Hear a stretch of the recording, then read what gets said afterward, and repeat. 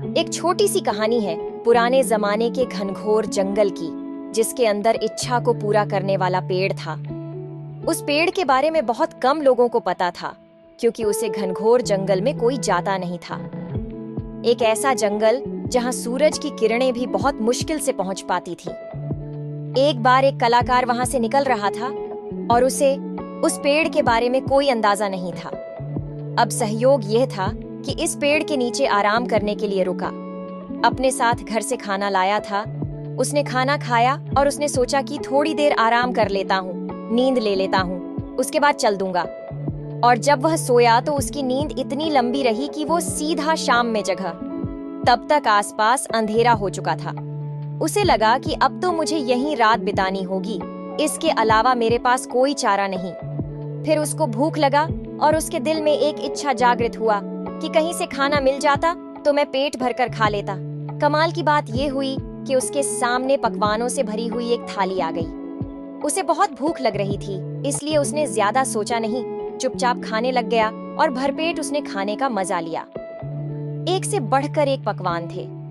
उसने खाना खा लिया तो उसके मन में एक और इच्छा हुई कि कहीं से कुछ पीने को मिल जाता। उसके सामने शरबत के 2 बड़े बड़े ग्लास आ गए। वह बहुत खुश हुआ और उसने वह शरबत भी पी ली। और ये नहीं सोचा कि ये कहाँ से आ रहा है। उसके मन में एक और इच्छा हुई कि जब इतना सब कुछ हो ही रहा है तो कहीं से तकिया आ जाता, सिरहाने लगा लेता। ऐसे पेड़ के यहाँ आराम करने में दिक्कत आ रही है। उसकी आंखों के सामने कमाल ये हुआ कि उसको तकिया सिरहाने लगी मिली।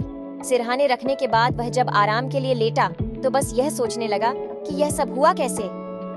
उसके दिमाग ने अब काम करना शुरू किया कि मैं सिर्फ सोचा तो खाना आया कैसे, शरबत आई कैसे और तकिया आया कैसे।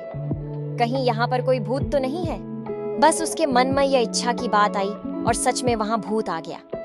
जैसे उसने भूत को देखा तो उसके मन में पहले विचार यही आया कि कहीं ये भूत मुझे खा न जाए, क्योंकि इसीलिए उसने मुझ तक शरबत पहुंचाई, खाना पहुंचा, पकवान पहुंचाया। बस उसने सोचा और भूत ने उसे खा लिया, क्योंकि वो इच्छा को पूरा करने वाला पेड़ था। जो सोचो वैसा ही वहां पर होने लगता था। यह कहानी उस कलाकार की, उस इच्छा को पूरा करने वाला पेड़ की और उस जंगल की नहीं, बल्कि आपकी और हमारी है। हमारा दिमाग इस दुनिया का सबसे बड़ा इच्छा को पूरा करने वाला पेड़ है। लेकिन कमाल की बात यह है कि हम हमेशा नेगेटिव सोचते हैं और वैसा ही घटने लगता है। बारिश हो रही होती है और हम ये सोचते हैं कि कहीं बीमार ना पड़ जाए और फिर बीमार पड़ जाते हैं। जब हमारा व्यापार शुरू करते हैं, बिजनेस शुरू करते हैं, तो मन में थॉट आता है कि कहीं घाटा ना हो जाए, घाटा ना हो जाए। घाटा भी होने लग जाता है। नौकरी में जाते हैं तो सोचते हैं कहीं आज बॉस ना डांट दे, और बॉस डांटना भी लगता है। हम हमेशा उल्टा ही सोच रहे होते हैं। सोचते हैं कि कहीं बच्चा ना गिर जाए, बच्चा गिर जाता है, उसे लग जाती है।